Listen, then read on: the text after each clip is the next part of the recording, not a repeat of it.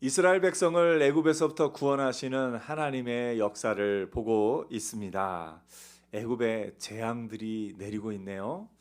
여러분, 바라기는 오늘 우리나라 가운데는 이런 하나님의 벌하시는 재앙은 없기를 축복합니다. 이때 이 애굽에 내린 재앙은 이스라엘을 구원하기 위해서 하나님이 특별히 내리신 것이고, 그런 것임을 우리가 보게 됩니다.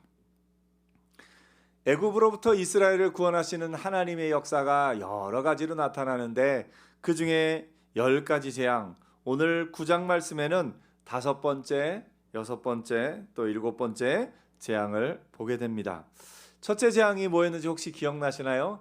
나일강이 피로 물드는 재앙이었습니다. 둘째 재앙은 개구리가 온 애굽 땅을 덮는 재앙이었습니다. 셋째 재앙은 티끌이 이가 되어 사람과 가축에게 오르고, 또 그때서야 이 애굽의 요술사들이 자기들이 이것을 따라하지 못함을 보고 이는 하나님의 권능이니이다 라고 고백했던 것이 셋째 재앙입니다. 넷째 재앙은 애굽 온 땅에 파리가 가득합니다. 그리고 온 땅에 파리가 가득한데 그 가운데 어디에만 없냐면 고센 땅에만 파리가 없습니다.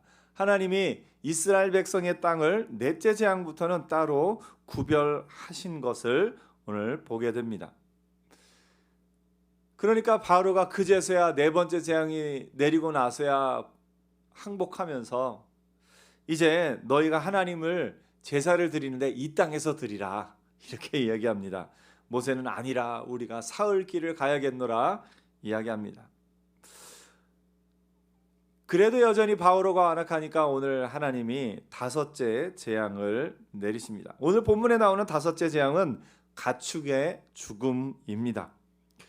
여태까지 첫째, 둘째, 셋째, 넷째 재앙의 특징은 하나님이 만드신 피조물, 그 자연 만물이 사람이나 동물에게 해를 가하는 그런 내용들입니다. 나일강이 피로 변한 것이라던가, 또 개구리 떼, 또 티끌이 이가 되는 것과 또 파리가 가득한 것들은 하나님이 지으신 그 피조물들로 인해서 이 애굽 온 땅이 고통을 당하는 내용들이 그 앞부분에 나옵니다. 이 5째 재앙은 그것을 넘어서서, 그러니까 하나님이 지으신 피조물이 사람이나 가축을 괴롭히던 것을 넘어서서 이제 피조물 그 자체, 가축 그 자체가 죽임을 당하는 것이 오늘 본문에 나오고 있습니다. 오늘 이 본문도 넷째 재앙과 마찬가지로 애굽 온 땅에 내리는데 어디에는 내리지 않느냐면 이스라엘 백성이 거하는 고센 땅에는 이 재앙이 내리지 않습니다.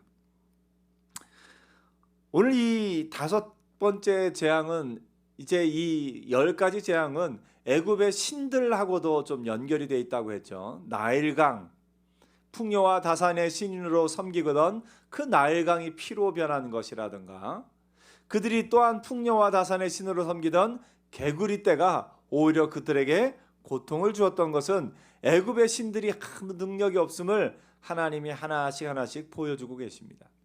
특별히 이 애굽의 가축들이 죽은 오늘의 이 사건에 있어서 애굽의 신 가운데는 어떤 신이 또 연결될까 보면 애굽의 신 가운데 하토르라는 신이 있습니다. 이 하토르라는 신은 하늘의 여신이고요. 우리가 태양신으로 알고 있는 태양신 라의 딸이면서 또 다른 태양신으로 이 애굽에서 이집트에서 숭배받고 있는 호루스의 아내라고 나옵니다. 그리스 신화하고 조금 비교를 하면 아마 아프로디테하고 좀 비슷한 것 같습니다.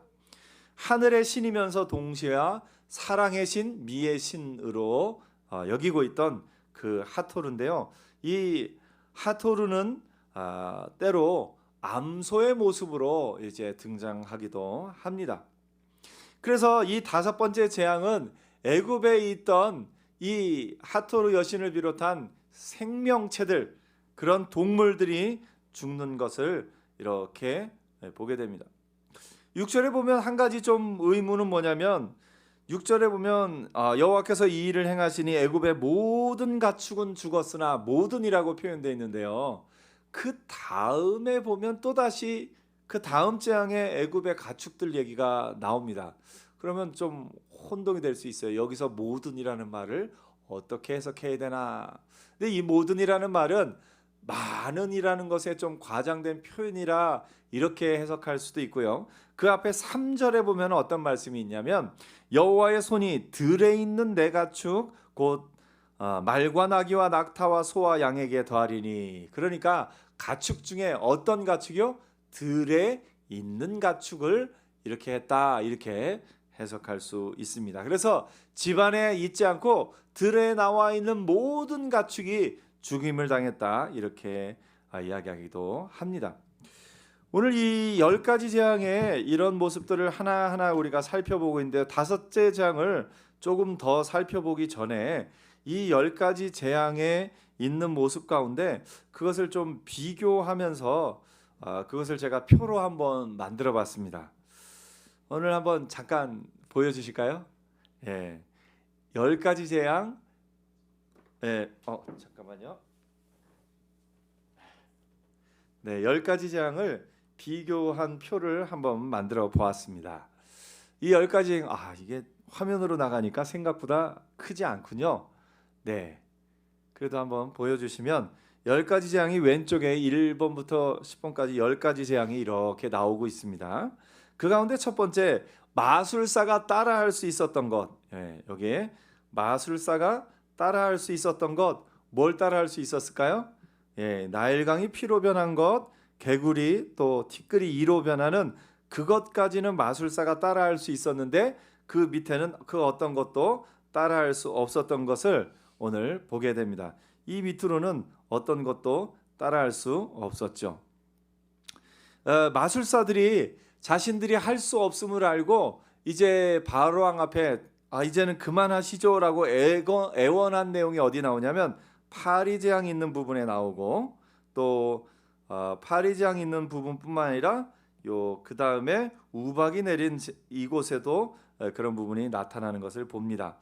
바로가 난 이제 도저히 못하겠다 항복하는 내용은 어디에 나올까요? 항복하는 내용은 여러 번 나오죠. 개구리가 올라왔을 때, 또 파리가 가득할 때, 또 우박이 내렸을 때, 메뚜기가 땅을 덮을 때, 또 흑암이 땅을 덮고 처음 난 것들이 죽을 때, 이 바로가 계속 항복을 하는데 계속 또다시 못하겠노라 또 이렇게 하기도 하는 것을 봅니다. 바로가 이렇게 보면 바로가 마음을 강하게 했다라는 부분이 나오고요. 바로의 마음이 완악해졌다 하는 부분이 나오고요. 여호와께서 바로를 완악하게 하셨다라는 요 세 가지가 나오는 것을 봅니다. 이 세 가지가 나오는 가운데, 이 세 가지 가운데 바로가 마음을 강하게 하는 것은 언제 나오냐면 이제 보면 개구리 때의 이야기, 그 다음에 가축들이 죽었을 때는 바로가 스스로 마음을 강하게 합니다. 두 번째, 바로가 마음이 완악해지는 건 언제 나오냐면 첫 번째, 세 번째, 다섯 번째, 일곱 번째 재앙 때는 바로가 마음이 완악해집니다. 그런데요, 이따가도 좀 말씀의 은혜를 나누겠지만 이 부분, 요 다섯 번째부터 요 뒷부분에서는 바로가 이제 마음이 더 이상 완악해질 그런 것이 없는데, 하나님께서 바로를 완악하게 하셨다라는 표현이 나옵니다. 여호와가 바로를 완악하게 하셨다라는 표현이 이 다섯 번째, 여섯 번째 이 뒷부분에 있는 재앙 가운데 나오는 것을 봅니다. 이것을 보면 우리가 뭐를 알 수 있냐면, 바로는 이제 그만하고 싶은데 하나님이 하나님의 역사를 온전하게 드러내기 위해서 바로마저도 사용하시는 것을 이렇게 보게 됩니다. 재앙이 이스라엘 땅에는 임하지 않은 것이 어느 것이냐면 첫 번째, 두 번째, 세 번째까지는 첫 번째, 두 번째, 세 번째까지는 이스라엘 땅에도 동일하게 그 재앙이 임합니다. 나일강부터 또 개구리와 이가 되는 것. 그런데 네 번째 재앙부터는 이스라엘 땅에는 임하지 않고 저 애굽 땅에만 임하는 것을 보게 됩니다. 한 가지 중간에 메뚜기 떼가 땅을 덮은 것만큼은 애굽 전역에 그 일이 있었던 것을 보게 됩니다. 그 다음에 바로를 이제 아침 일찍 만난 것은 언젠가 이것도 한번 봤고요. 바로에게 궁에 직접 들어간 것은 언젠가 그것도 봤고요. 요 내용을 한번 여기에 표시를 해봤습니다. 여기에 또 바로가 미리 경고를 하고 들어간 부분은 어디에 있는가 했더니